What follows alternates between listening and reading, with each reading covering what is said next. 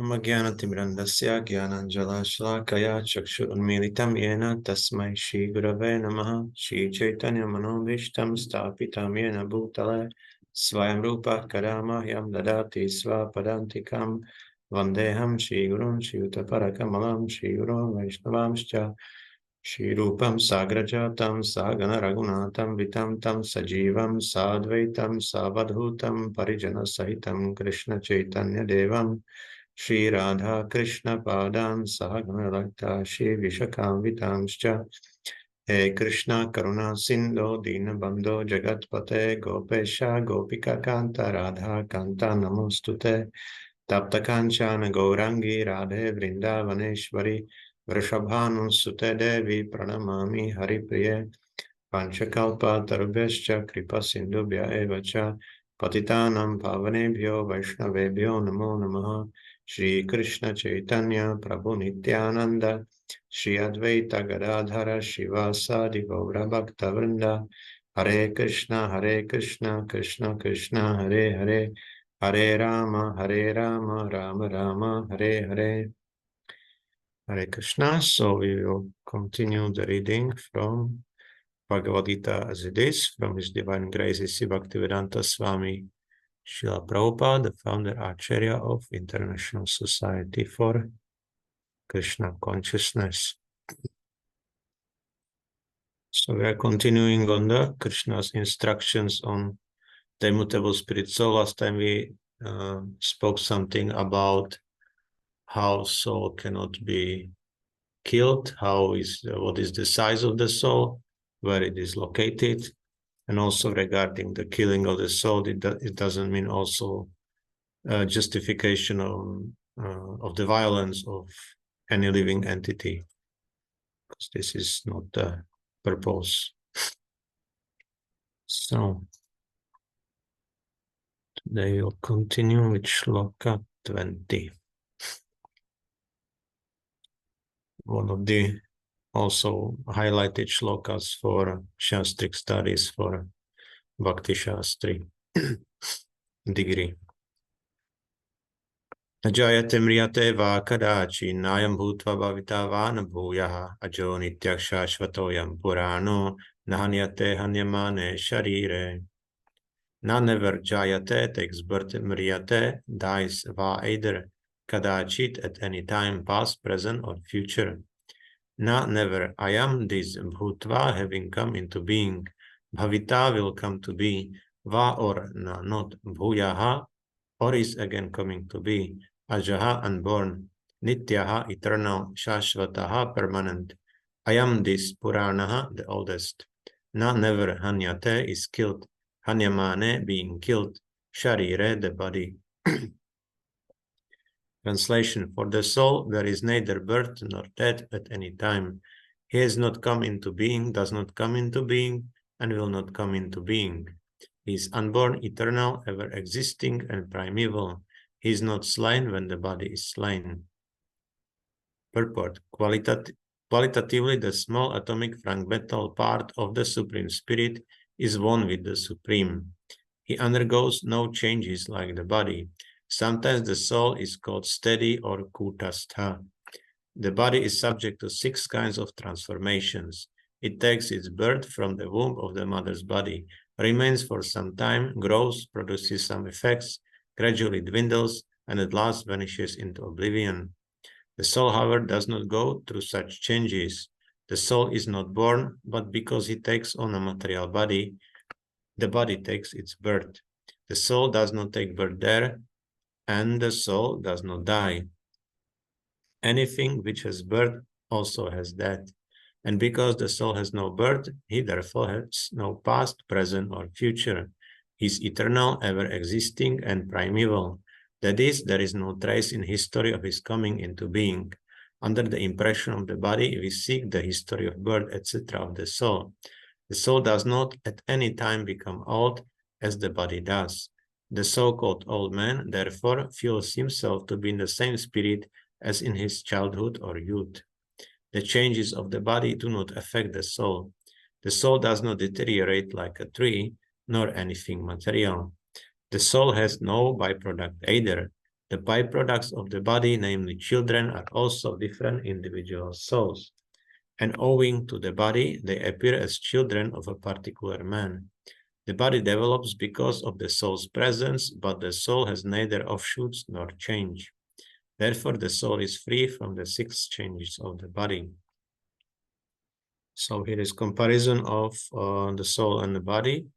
That soul is not changing like the body, and also soul is not multiplying or reproducing itself, like the body doesn't have change, it doesn't have any offshoots. So changes and multiplications are features of the body, not of the soul. But we may think under the impression or under the bodily consciousness that soul is kind of similar like a body, that it has some beginning or end, but it's just kind of contamination of bodily consciousness when we have such ideas.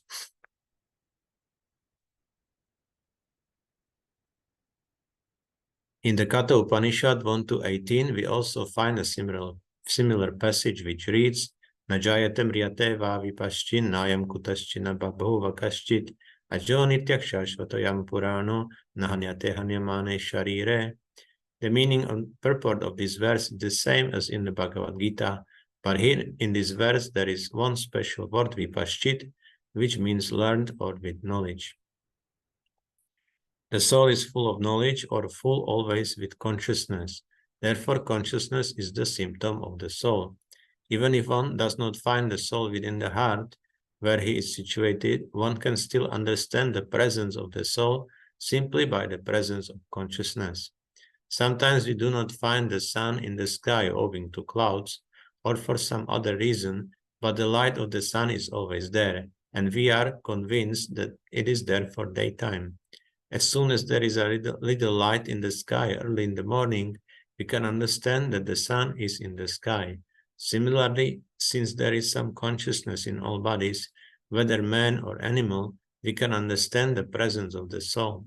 This consciousness of the soul is, however, different from the consciousness of the Supreme, because the Supreme Consciousness is all knowledge, past, present, and future. The consciousness of the individual soul is prone to be forgetful. When he is forgetful of his real nature, he obtains education and enlightenment from the superior lessons of Kṛṣṇa. But Kṛṣṇa is not like the forgetful soul. If so, Kṛṣṇa's teaching of Bhagavad-gītā would be useless. So last time we also had the same thing, that the symptom of the soul is in the body is consciousness, and basically in every body we can perceive this consciousness. Even in trees, the modern scientists have used some measurement machines, and they found out that something is emanating, some very subtle energies are emanating also from trees and plants. So even because they are in very gross ignorance, so their consciousness is not so much bright like in maybe animals, humans, or more in the saints. We can see that the consciousness is most bright. Even in the pictures, we can see there is some aura around the heads when we see some pictures of saints. So the consciousness is the most pervading through the body compared to the trees or plants. But still there is some consciousness even in those lower forms of life.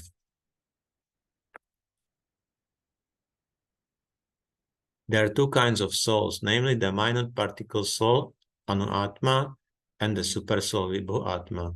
This is also confirmed in the Katha Upanishad 1-20 in this way. Anor aniyan mahato mahiyan atmasya jantor nihitu guhayam tamakratuh pashyati vita shoko dhatuh prasadan mahimanand atmanaha. Both the super soul, Paramatma, and the atomic soul, Jivatma, are situated on the same tree of the body within the same heart of the living being, and only one who has become free from all material desires as well as lamentations can by the grace of the Supreme understand the glories of the soul. Krishna is the fountainhead of the super soul also, as it will be disclosed in the following chapters, and Arjuna is the atomic soul forgetful of his real nature. Therefore requires to be enlightened by Krishna or by his bona fide representative, the spiritual master. So we see here there are two kinds of souls, even in the heart they are residing. One is the Paramatma, another one is the Jivatma, or the soul of the particular living entity who was given that body. So Paramatma is there with him in the heart, and when the living entity so is out of this lamentation and material desires. In other words, material desires, we will speak about it later, but this means the passion, and lamentations mean ignorance. So when one is free from these lower modes of nature, then he can understand the glories of the soul, meaning he is in the goodness or pure goodness.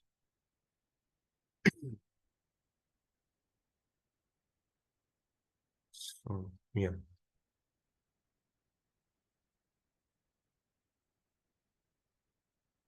Sloka 21. Veda vinashinam nityam yaenam ajamavyayam katam cha purushat partha kam ghatayati hantikam. Veda knows avinashinam, indestructible, nityam, always existing, yaha, one who, enam, this soul, ajam, unborn, avyayam, immutable, katam, how, saha, that, purushaha, person, partha, or partha, Arjuna, kam, whom, ghatayati, causes to hurt, hanti, kills, kam, whom. Translation. O Partha, how can a person who knows that the soul is indestructible, eternal, unborn, and immutable kill anyone or cause anyone to kill? Purport. Everything has its proper utility, and a man who is situated in complete knowledge knows how and where to apply a thing for its proper utility. Similarly, violence also has its utility, and how to apply violence rests with the person in knowledge. Although the justice of the peace awards capital punishment to a person condemned for murder, the justice of the peace cannot be blamed, because he orders violence to another person according to the codes of justice. In Manu Samhita, the law book for mankind, it is supported that the murderer should be condemned to death, so that in his next life he will not have to suffer for the great sin he has committed. Therefore, the king's punishment of hanging a murderer is actually beneficial. Similarly, when Krishna orders fighting, it must be concluded that violence is for supreme justice. And thus Arjuna should follow the instruction, knowing well that such violence committed in the act of fighting for Krishna is not violence at all, because at any rate the man, or rather the soul, cannot be killed. So for the administration of justice, so-called violence is permitted. A surgical operation is not meant to kill the patient, but to cure him. Therefore, the fighting to be executed by Arjuna at the instruction of Krishna is with full knowledge, so there is no possibility of sinful reaction. So here is difference how the violence should be applied. That violence, despite that soul is indestructible and eternal, or immutable, so it cannot be killed, but this doesn't mean that we should kill, or we can kill body in any form just for any reason, because there must be some higher reason why this is done.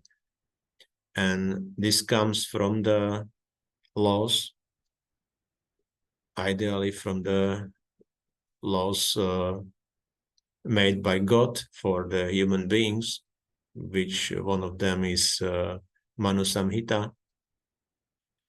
Also for Kali Yuga, we have Parashara Smriti, which is law book for mankind, also for this time, similar like Manu Samhita. And so we should take guidance from these scriptures and not use violence only by our whims in this way. And the same thing in Arjuna's case, Krishna was this person who, he's also the origin of scriptures, means scriptures are coming him. So if the if the direction comes directly from him, it's like from the scripture. So Krishna can also give some order like this. Where is the violence permitted or not? So Arjuna got directly order from Krishna, so it's the same thing, that he could use it.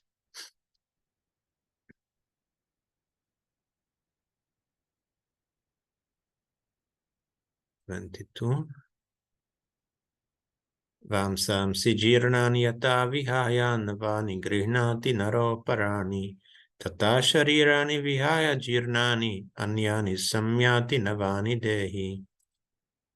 Vasamsi, garments, jirnani, old and worn out, yata, just as, vihaya, giving up, navani, new garments, grihnati, thus accept, naraha, a man, aparani, others, tata, in the same way, sharirani, bodies, vihaya, giving up, jirnani, old and useless, anyani, different, samyati, verily accepts, navani, new sets, dehi, the embodied. Translation: as a person puts on new garments, giving up old ones, the soul similarly accepts new material bodies, giving up the old and useless ones. Purport: change of body by the atomic individual soul is an accepted fact.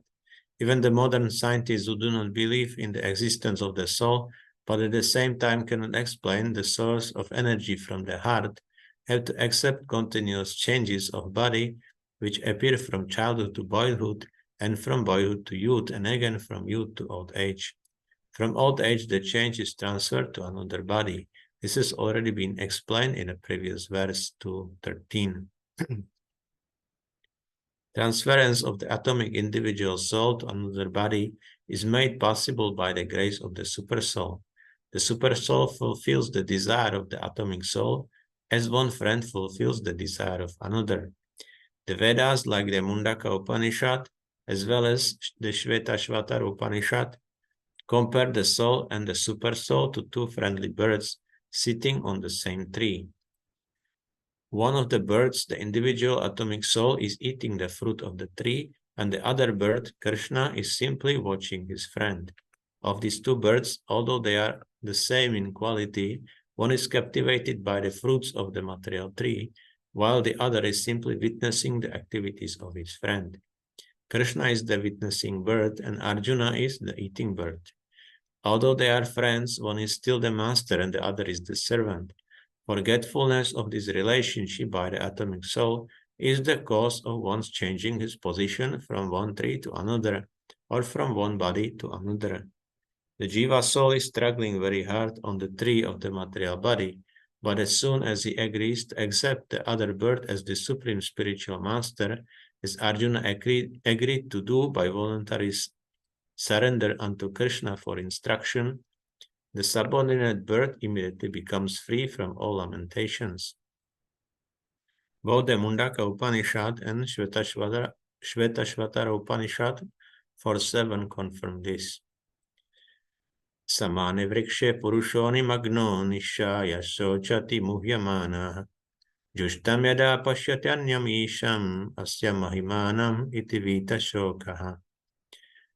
Although the two birds are in the same tree, the eating bird is fully engrossed with anxiety and moroseness as the enjoyer of the fruits of the tree. But if in some way or other he turns his face to his friend, the Lord, and knows his glories, at once the suffering bird becomes free from all anxieties. Arjuna has now turned his face towards his eternal friend, Kṛṣṇa, and is understanding the Bhagavad-gītā from him. And thus hearing from Kṛṣṇa, he can understand the supreme glories of the Lord and be free from lamentation. So,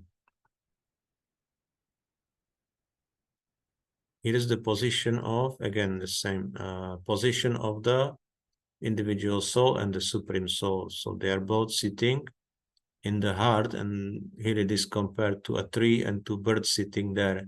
One bird is eating or enjoying the fruits, and the other one is just sitting with him and witnessing what his friend is doing.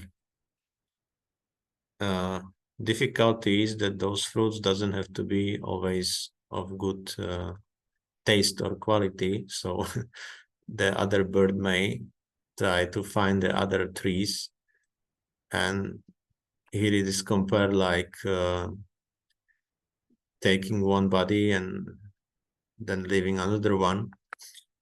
So, but it doesn't happen only by leaving the body, because during our life we are trying different things to be happy, different material solutions, and the results for sure will not be always ideal, because this is material world and it works like this, that is never everything perfect. So we are just trying this fruit and that fruit, and still is the taste is not perfect, until we understand that what is the nature of this world, and turn to our friend Kṛṣṇa and try to do something for him. And then we realize that fruit he is offering to us is a completely different taste, and is much sweeter than these material fruits. But still, even it takes some time to realize this, and we are just trying and trying and trying, and still hoping that the other fruit will be better, and maybe on this tree, and maybe in this forest, and maybe this kind of fruit, and during this day or this day time, or like this. So we are trying so many things. Unfortunately, material nature has ability to give us so much variety of this illusion then it's like infinite attempts to enjoy. So in this way also it's very difficult to realize that this material enjoyment doesn't have any meaning at all. So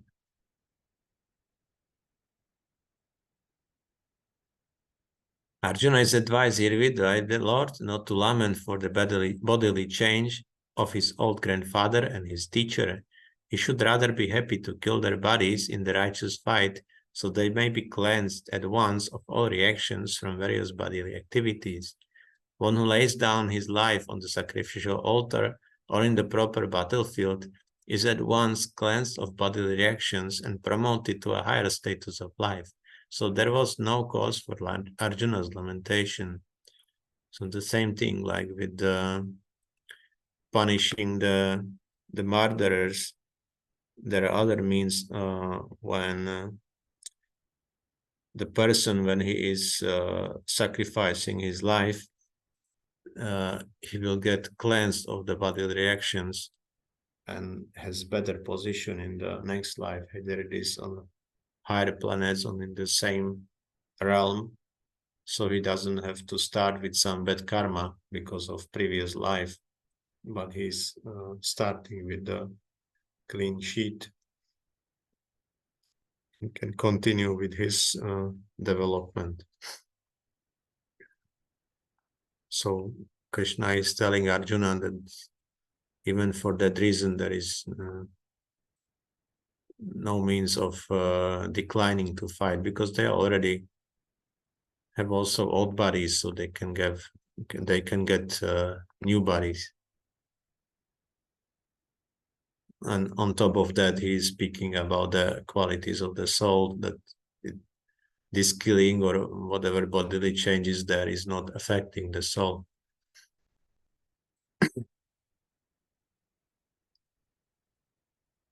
Okay, so that's for today about the qualities of the soul. Next time we will continue by other narrations of the glories of the spirit soul. There are any comments, questions? realizations.